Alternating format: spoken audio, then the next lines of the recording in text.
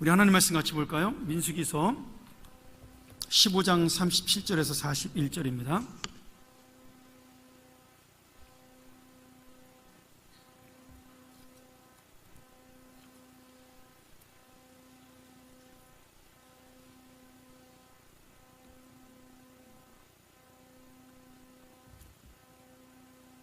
우리 한 절씩 교독하도록 하죠. 여호와께서 모세에게 일러 가라사대 이스라엘 자손에게 명하여 그들의 대대로 그 옷단기에 술을 만들고 청색끈을 그 기의 술에 더하라. 이 술은 너희로 보고 여호와의 모든 계명을 기억하여 준행하고 너희로 방종케 하는 자기의 마음과 눈의 욕심을 쫓지 않게 하기 위함이라. 그러면 너희가 나의 모든 계명을 기억하고 준행하여 너희의 하나님 앞에 거룩하리라. 같이 읽겠습니다. 나는 너희의 하나님이 되려 하여 너희를 이 애굽 땅에서 인도하여 낸 여호와 너희 하나님이니라. 나는 여호와 너희 하나님이니라. 아멘. 예, 반갑습니다. 처음 뵙겠습니다. 윤대영 강도사입니다. 이렇게 낯선 곳에 와서 설교하기란 사실 쉽지 않습니다. 오늘 함께 하나님의 말씀을 나눌 때에 참 은혜가 많고, 그리고 하나님의 말씀이 이 자리에서만 멈추는 것이 아니라 내 삶의 자리까지 흘러가기를 간절히 원합니다. 우리가 축구를 보거나 축구를 하다 보면 골을 넣어서 너무나 좋다가 맥이 빠지는 순간이 한 번 있습니다. 바로 업사이드의 상황입니다. 그 업사이드란 것은 무엇이냐면은 공격자가 이제 공보다, 그리고 상대방의 수비수보다 더 깊숙이 상대방 진영에서 기다리고 있다가 공이 왔을 때 그 공을 받아서 골을 넣는 것을 업사이드라고 합니다. 골을 넣어서 너무나 좋을 것 같지만 축구 규칙상 그것은 반칙으로 인정되고, 그 반칙 때문에 그 골은 어쩔 수 없이 무효화 되어 버립니다. 이것은 너무 안타깝고, 내가 한 골을 넣었다 하더라도 규칙상 어쩔 수 없는 부분들입니다. 오늘 민수기에 나오는 이스라엘의 이야기가 이 업사이드의 상황과 동일하다고 볼 수 있습니다. 이스라엘 백성들은 홍해를 지나서 가나안 접경까지 다가갔습니다. 본문의 이야기, 특히 오늘 본문 15장 전에 민수기 14장의 이야기는 가나안 땅을 바로 눈앞에 두고 이제 12정탐꾼을 보내는 이야기로 시작하고 있습니다. 시내산 아래에서 하나님의 말씀을 받고 다시 광야로 출발해서 이제 가나안 입성을 바로 눈앞에 두고 일어난 순간입니다. 그 순간만 잘 버텼다면 어쩌면 이스라엘은 40년의 방황하는 시간 없이 바로 가나안에 입성할 수도 있었을 것입니다.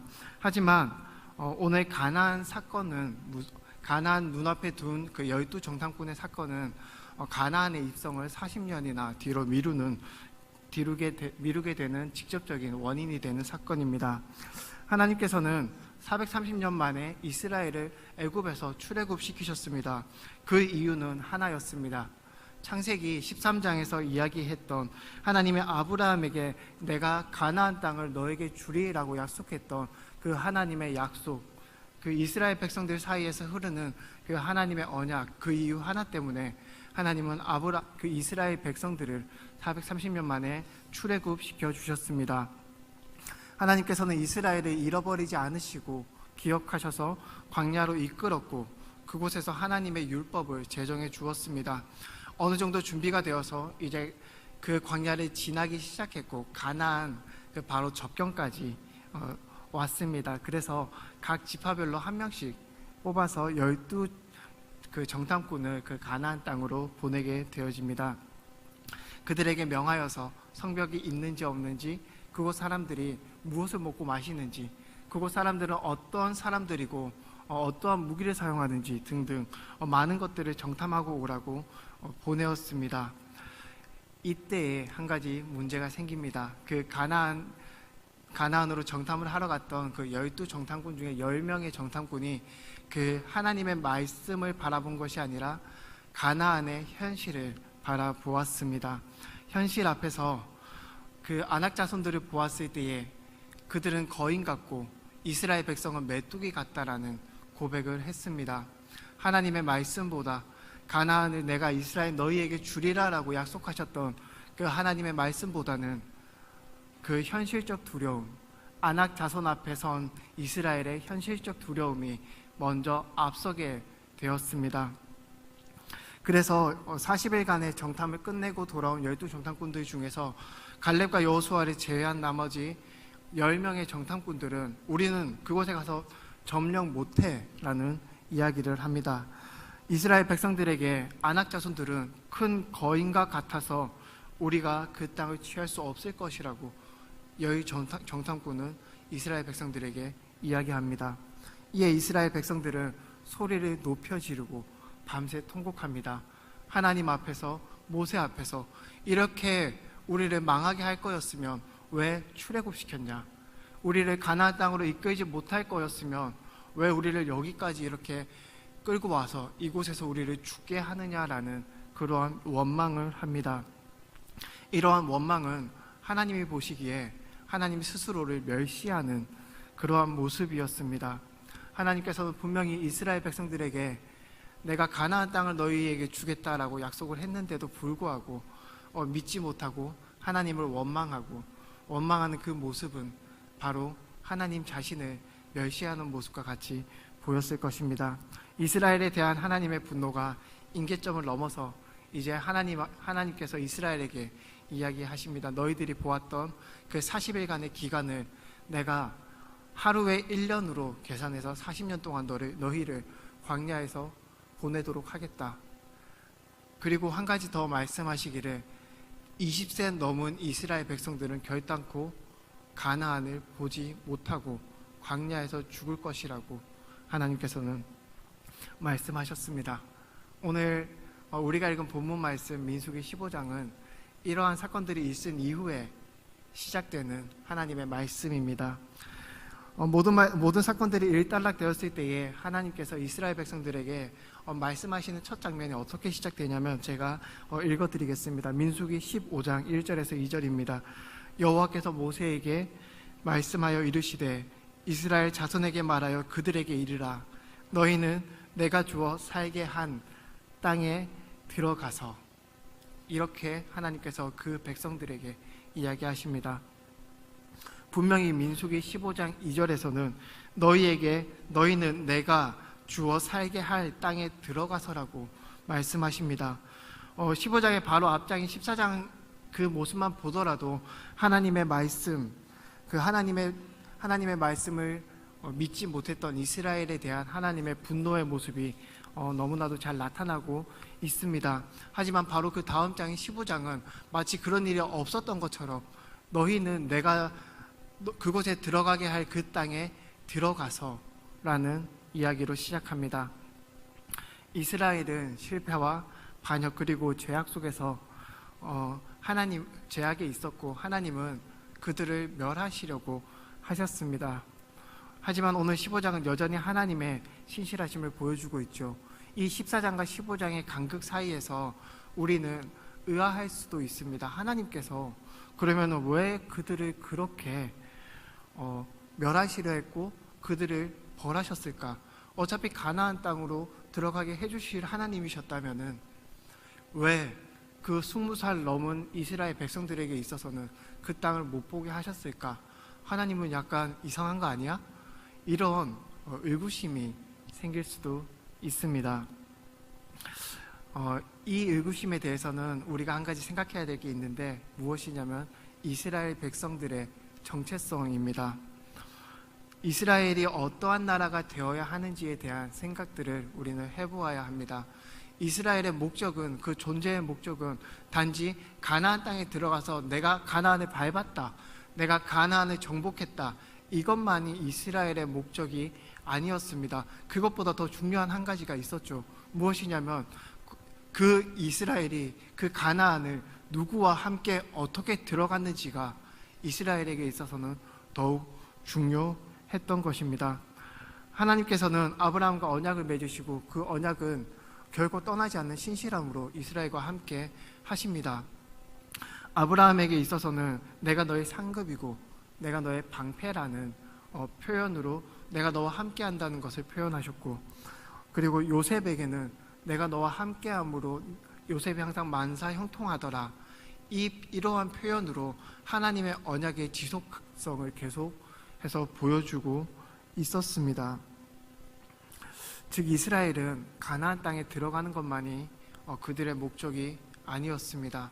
이스라엘은 하나님과 함께 하나님의 방법으로 가나안을 정복해야 되는 그러한 나라였습니다. 부부가 되는 것을 생각하면 좋습니다.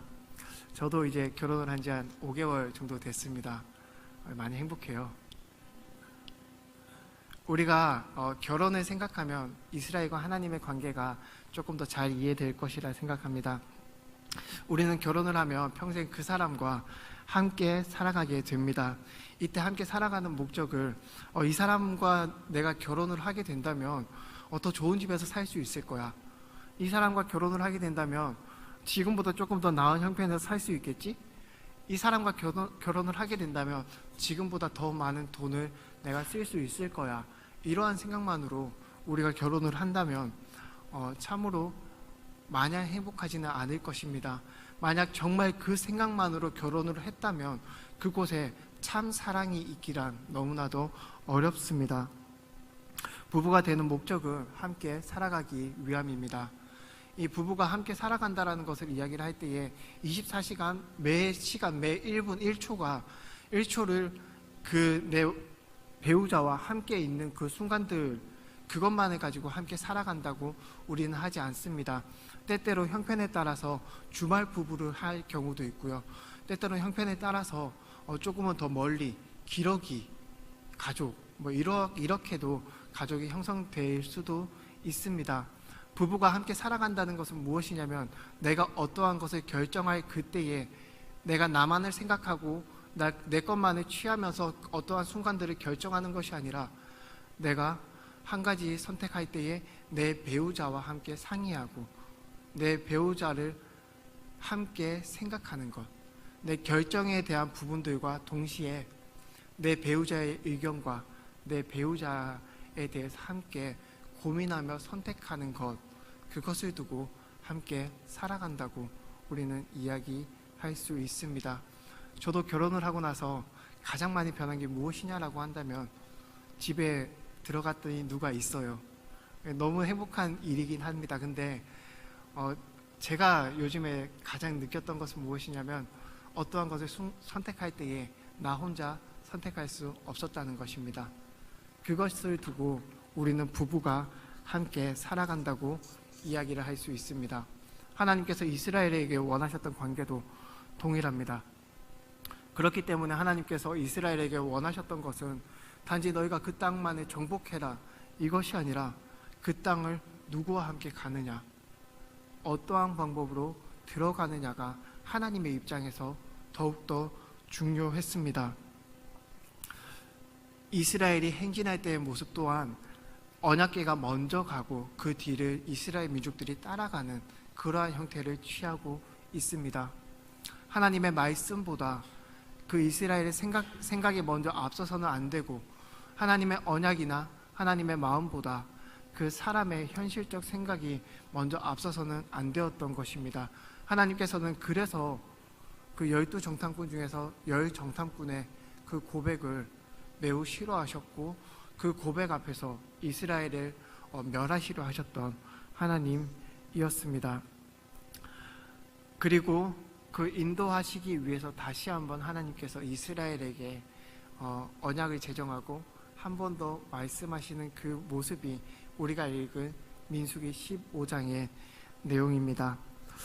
우리 함께 있으면 15장 41절 우리가 오늘 읽은 본문입니다. 우리 함께 읽어봤으면 좋겠습니다. 우리 혹시 PPT 띄울 수 있을까요? 못 띄우시면 성경책에 찾으신 분들 떴네요. 우리 함께 읽어보도록 하겠습니다. 시작. 나는 여호와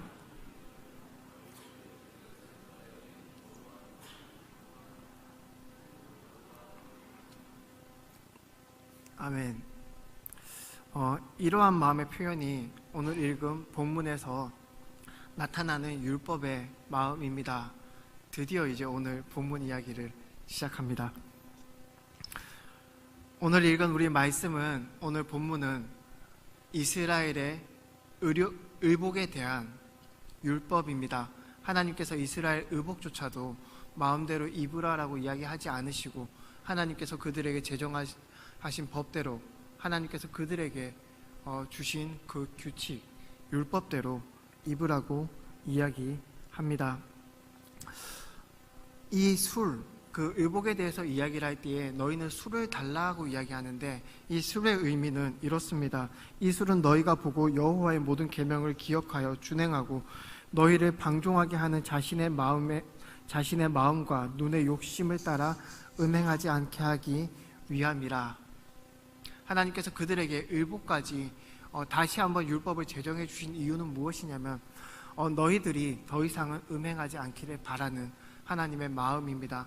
너희들이 더 이상은 하나님의 그 율법을, 혹은 하나님의 마음, 하나님의 말씀을 멸시하거나 무시하지 않기 원하는 그러한 하나님의 마음입니다. 그래서 항상 내 눈에 24시간 볼 수 있는 그 의복, 내가 내 옷은 잘 보지 못하겠죠. 하지만 그 옷을 동일하게 입었다면, 그 내 옷에 술이라는 것이 동일하게 달려있다면 우리는 서로를 볼 때에 그 술이라는 것을 확인할 수 있을 것입니다. 그렇게 매 어디를 가든지 간에 사람을 만날 때마다 하나님께서 명령하신 그 의복의 율법, 술을 볼 때 하나님의 말씀을 기억하고 하나님의 율법을 기억하고 그 이스라엘이 어떠한 나라여야 되는지를 기억하라는 것이 오늘 본문에 담겨있는 하나님의 말씀입니다. 하나님은 이스라엘 백성들에게 그들의 하나님의 여호와가 되겠다라고 약속하셨고, 그리고 하나님의 그 신실하심은 이스라엘이 실패했을 그 순간에 더더욱 빛이 났습니다. 오늘 하나님께서 의복의 규례를 주신 이 장면이 바로 실패했던 이스라엘을 하나님께서 다시 세우고자 약속하시는 그러한 장면이기 때문입니다. 하나님께서는, 하나님의 신실하심은 그 이스라엘을 고치고 싸매고 그리고 가나안 땅으로 인도하십니다. 하나님의 신실하심은 그 이스라엘의 하나님이 되시기에 충분하고도 남습니다. 하나님께서 이스라엘 백성들에게 이러한 율법을 주시고 난 이후에 남아있는 것은 무엇이냐면, 이스라엘 백성이 하나님의 말씀 앞에 어떠한 태도를 지녀야 할 것인가 라는 태도입니다. 하나님께서는 이제 율법도 주셨습니다. 그래서 이 율법을 지킬 때마다 나를 기억하라는 것이 하나님의 마음이었고, 당시에 이 의복을 입고 다녔던 이스라엘 백성들은 충분히 그것을 느꼈을 것입니다. 가나안 12정탐꾼 사건을 통해서 그들은 느낄 수 있었습니다. 하나님께서 이제 율법을 주시고 나서 남은 것은 이스라엘과 하나님과의 관계입니다. 이스라엘 백성이 매 순간 넘어지는 것을 알기에 하나님께서는 그들을 도와주시는 것입니다. 그 말씀 앞에서 서 있을 때, 그 율법 앞에서 이스라엘이 서 있을 때에 이제는 남은 것은 이스라엘 백성들의 태도입니다. 하지만 우리가 잘 알다시피 이스라엘의 완악함은 거기에서 멈추지 않습니다. 의복에 달린 술이 움직이기에 조금 불편합니다. 그래서 거추장스럽게 취급할 때도 있었고, 혹은 마태복음을 보게 되어지면은 하나님의 그 율법조차도 바리새인들은 자신들의 자랑을 위해서 사용합니다.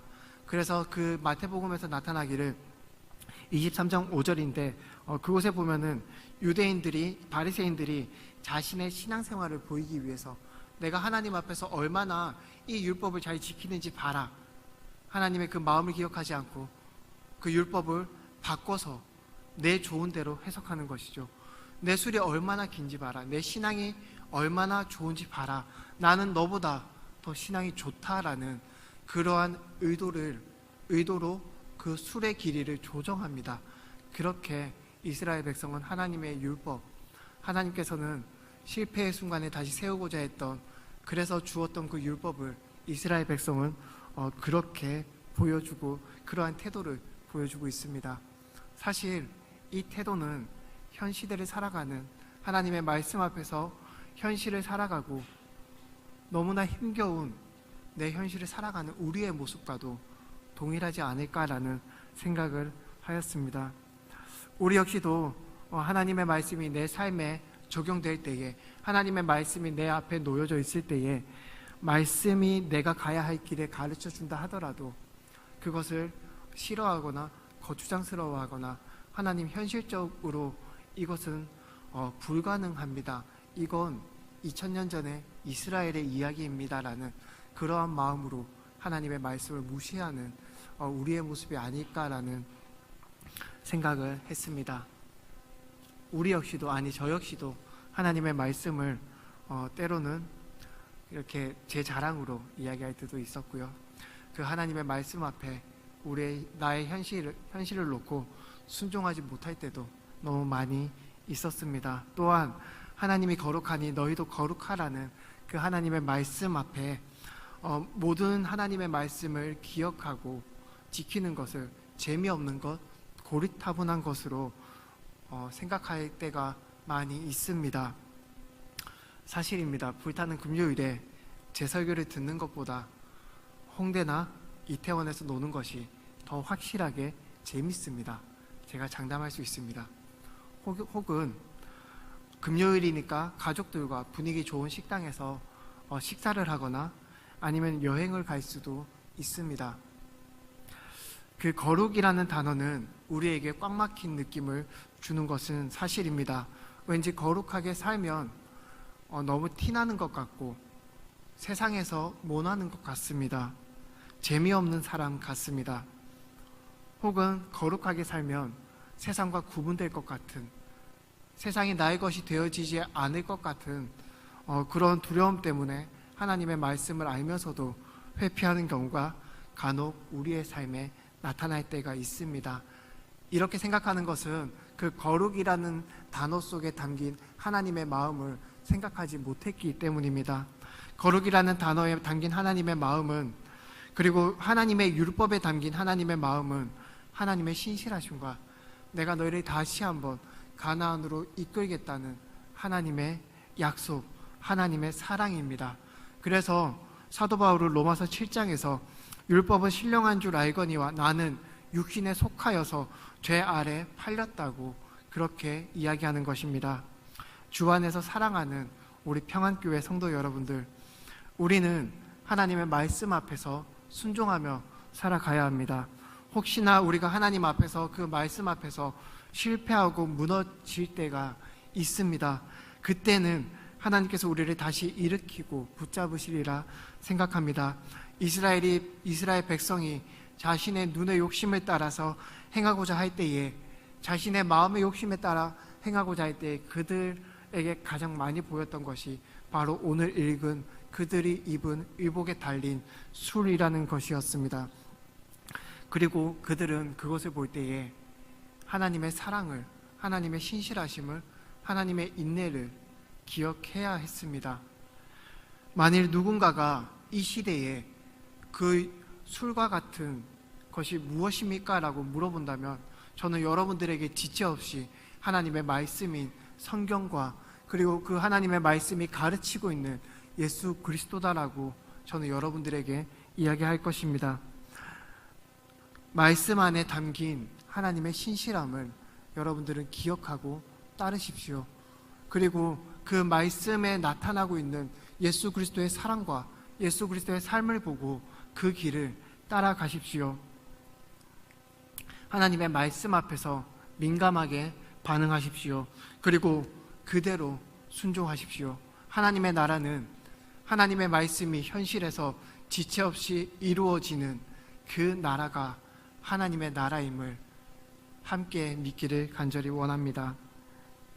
하나님께서는 우리를 거룩하게 하시기 위해서, 그리고 우리의 하나님이 되시기 위해서 출애굽시키셨고 가나안으로 인도하시는 분이십니다. 하나님의 말씀을 행하고자 할 때에 우리의 생각과 우리의 두려움이 하나님의 일하심보다 앞서 행하지 않았으면 좋겠습니다. 하나님께서 가라 하고 하라 하신다면 하나님께서 책임지실 것입니다. 그 열 정탐꾼들이 보았던 안악 자손은 거인과 같은 그러한 존재가 하나님 앞에서는 아니었습니다. 이스라엘보다 크고 강했을지라도 하나님 앞에서 그들 역시 피조물이었고 그들 역시도 하나님의 통치 아래 있는 자들이었습니다.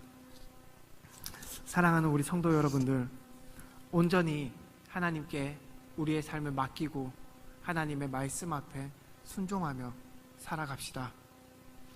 먼저 그 나라와 그 의를 구할 때 그 모든 것을, 우리에게 필요한 모든 것을 더하는 그 하나님을 믿으며 살아가기를 간절히 원합니다. 우리의 생각이 앞서지 않고 하나님의 말씀이 앞서는 귀한 여러분들의 삶이 되기를 축복합니다.